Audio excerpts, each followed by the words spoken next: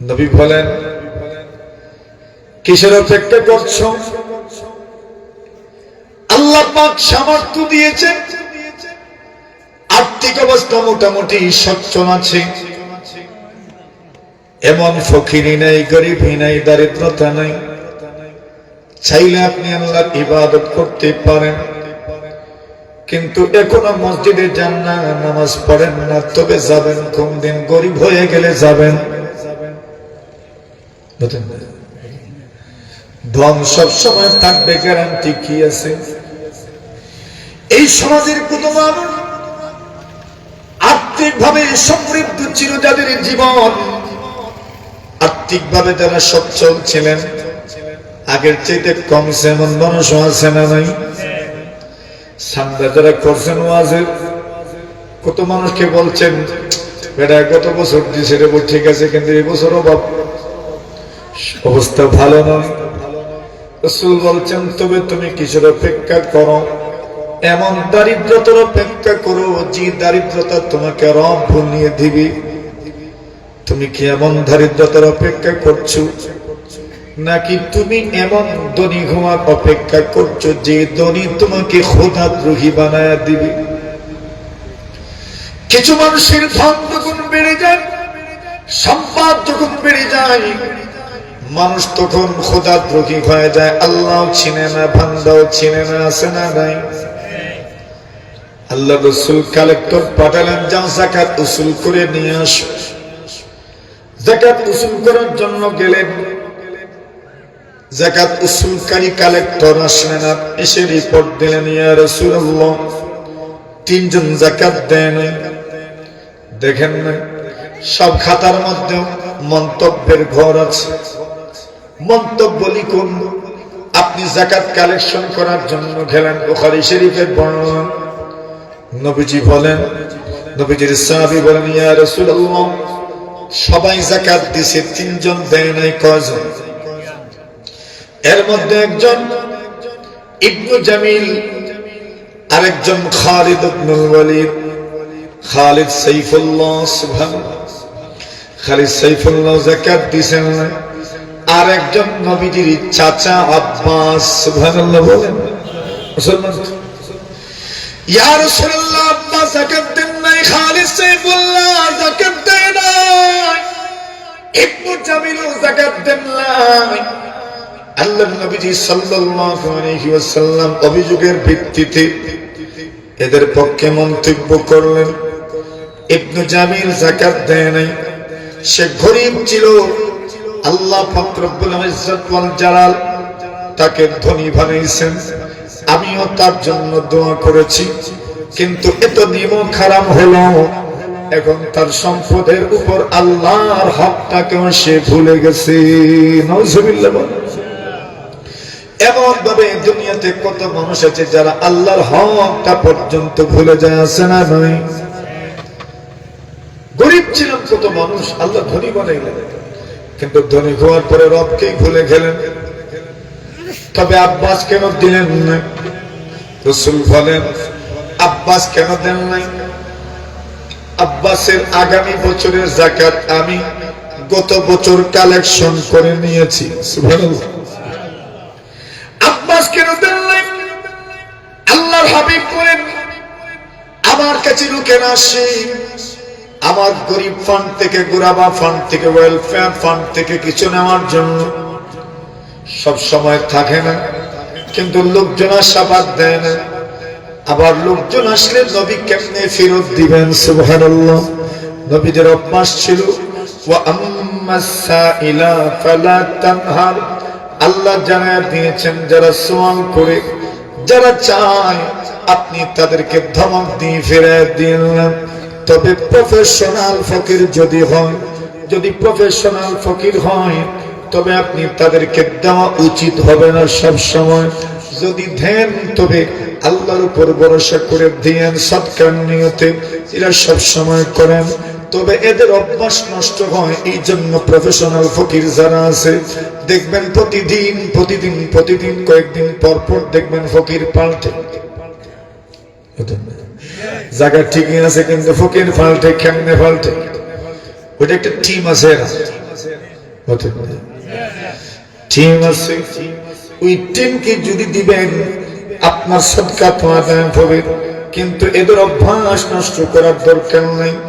তবে কোনদিন এমন যেন না হয় কাউকে কিছু দেন নাই, এমন যেন না হয় কিছু না কিছু দিয়ে ঘর থেকে বের হবেন ইনশাল্লাহ। পারবেন নাই? নাই তো কারে দিতাম, বলে ঘরের কাউরে দিও বাইর। সুবহানাল্লাহ। বাবারে দেন, মারে দেন, সুবহানাল্লাহ বলেন। আরে বাবারও টাকার দরকার, মায়েরও টাকার দরকার নাই? বাবার হাতে ওয়াজে আসেন, কয়জনে টাকা দিয়েছেন আজকে কোন? বাবাদের তো রুজি নাই, এখন তো রুজি করেন না, ওয়াজে যে আসলেন কে টাকা দিলেন? বাবার তো বন্ধু বান্ধব আছে, চা খাওয়া লাগবে না? টাকা বাবার এনে, বাবাদের পকেটে তো এখন টাকা নাই, আপনি দিলে না বাবার পকেটে টাকা আসবে? বাবারের দিয়েন, মায়ের দিয়েন, বোনদের দিয়েন, ছোটদেরকে দিয়েন, অথবা এলাকার গরিব যারা সেদেরকে একটু একটু করে দিবেন, যা পারেন দিয়েন। বেশি দিতে খুব জরুরি নয়, যা পারবেন তা দিবেন। কত ভাড়াচ্ছি না, নবীজি সাল্লাল্লাহু আলাইহি ওয়াসাল্লাম ওনার আমল ছিল কেউ চাইলে ফেরত দিতেন না। ইন্নাহু লা ইয়ারুদ্দুস সাইলা, নবীজির অভ্যাস, নবীজি কেউ চাইলে ফেরত দিতেন না। মনে রাখেন কথাটা কোন জায়গায় ছিলাম আলোচনায়। আরেকটা হাদিস আপনাদেরকে শোনাই। নবীজি সাল্লাল্লাহু আলাইহি ওয়াসাল্লাম একদিন সুন্দর একটা পোশাক পরিধান করেছেন। মাঝে মাঝে সুন্দর পোশাক পরিধান করা দরকার, পড়বেন ইনশাআল্লাহ। মাঝে মাঝে সুন্দর সুন্দর শালীন পোশাক পরিধান করবেন, অশালীন নয়, শালীন পোশাক পরিধান করবেন। দেখতে সুন্দর হইতো, দামিও যদি হয় তবেও ভালো, কোনো অসুবিধা নেই। নবীজি সাল্লাল্লাহু আলাইহি ওয়াসাল্লাম বলেন, ইন্নাল্লাহা ইউহিব্বু আন ইয়ারা আসারা নিয়ামাতিহি আলা আবদিহি, আল্লাহ তাআলা চান, আল্লাহ যে আপনাকে নিয়ামত দিলেন ওই নিয়ামতের প্রভাব আপনার শরীরে আল্লাহ দেখতে চান। আল্লাহ দেখতে চান আপনাকে যে আল্লাহ নিয়ামত দিলেন ওইটার প্রভাব আল্লাহ আপনার শরীরে দেখতে চান। কাপড় কুচুইতে হইতে বলিয়া বলিয়া উপরে দিয়ে ওঠে এমন বেশি দরকার নাই, ইস্ত্রি দিয়ে পড়বেন, ইস্ত্রি দিয়ে পড়বেন। সুবহানাল্লাহ বলেন। ইসলাম আপনাকে বলছেন ওইভাবে পড়েন, বলছেন আপনার আল্লাহ তাআলা যে নিয়ামত দিলেন, যদি নিয়ামত থাকে তবে আপনি সুন্দর পড়েন, দামি পড়েন। সন্তানদের কেউ দামি কিনে দিয়েন, স্ত্রীদের কেউ দামি কিনে দিয়েন। না থাকলে তো আমিও বুঝবো, আপনিও বুঝবেন, স্ত্রীও বুঝতো, সন্তানও বুঝতো। জোরে বলেন ঠিক কিনা? নবীজি সাল্লাল্লাহু আলাইহি ওয়াসাল্লাম সুন্দর একটা পোশাক পরিধান করেছেন। ওই সুন্দর পোশাক দেখে একজন সাহাবী বলেন, ইয়া রাসূলুল্লাহ, ইয়া হাবিবাল্লাহ, ওগো নবীজি, যে পোশাকটা আপনি পরিধান করেছেন বড় সুন্দর লাগছে আপনাকে। ইয়া রাসূলুল্লাহ, যদি ওই পোশাকটা আপনি আমাকে দিয়ে দিতেন। জোরে বলুন সুবহানাল্লাহ। এখন নবীজি যে পড়ছেন, নবীজির দরকারও মুহতাজান ইলাইহা, একটা পোশাক পরিধান করেছেন, নবীজির জরুরত, নবীজির হাজত, নবীজির প্রয়োজন। সাহাবায়ে কেরাম বললেন, কি করলা রে তুমি? নবীজি একটা পোশাক পরছেন, সুন্দর সুন্দর একটা পোশাক, আর তুমি এটার সওয়াল কইরা বসে। সুবহানাল্লাহ। সাহাবায়ে কেরাম বলেন, ভালো করো নাই, খুব ভালো কাজ করো নাই, নবীর প্রয়োজন তুমি দেখছো, এরপরেও চেয়ে ফেললা, এরপরে তুমি সওয়াল করে বসলা। আল্লাহ নবীর সাহাবীরা বলেন, তুমি তো জানো ইন্নাহু লা ইয়ারুদ্দু সাইলা, দুনিয়ার কোন মানুষ যদি আল্লাহর নবীর কাছে চায় নবী ফেরত দেন না, তুমি তো এটা জানো। এরপরও তুমি নবীজির প্রয়োজন থেকে তুমি নবীর কাছে ওই পোশাকের জন্য দাবি করে বসলে। আল্লাহর নবীর সাহাবী বলেন, রাগ করো না, গুসা করো না, রাগান্বিত হয়ো না। আমি ওই পোশাকটা নবীজির কাছ থেকে কেন চেয়ে নিয়েছি?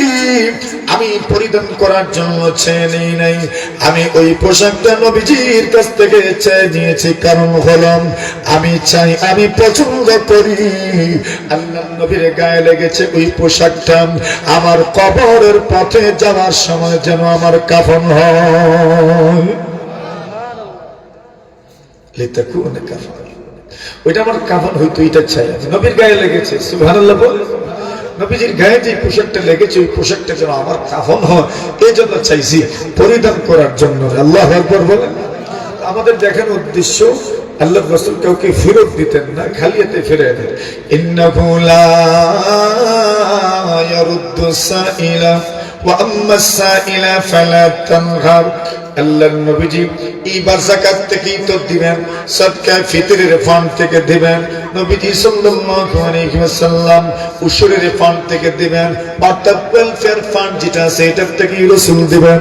কিন্তু যখন সুন্নাহর কোটে চলে যায়, আল্লাহর নবীর কাছে তো কোনো গরিব না আসে, তো কোনো মিসকিন না আসে, তো কোনো ফকির না আসে, ইতিম না আসে, বিধবারা আসে। বলেন ইয়া রাসূলুল্লাহ, আল্লাহর নবী গো, আমি একজন বিধবা মহিলা, আমাকে দেন, আমি একজন ফকির, আমাকে দেন।